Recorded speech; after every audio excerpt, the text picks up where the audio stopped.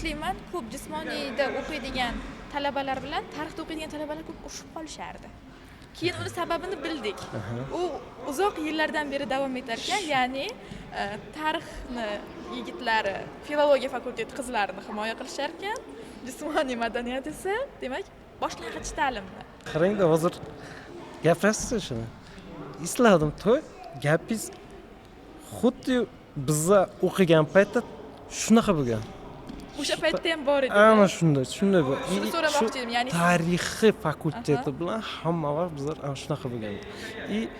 Ko'p ana bu patochniy leksiya bo'lardi nimaga. Shu bulvarda o'tganda bizlar bor edik patochniy leksiyaga o'qishga emas. Boshqa fakultetlardan keladi-ku shu nima. Shu qiziq bo'ladi deb shunga borganmiz. Inyaz bor oldi.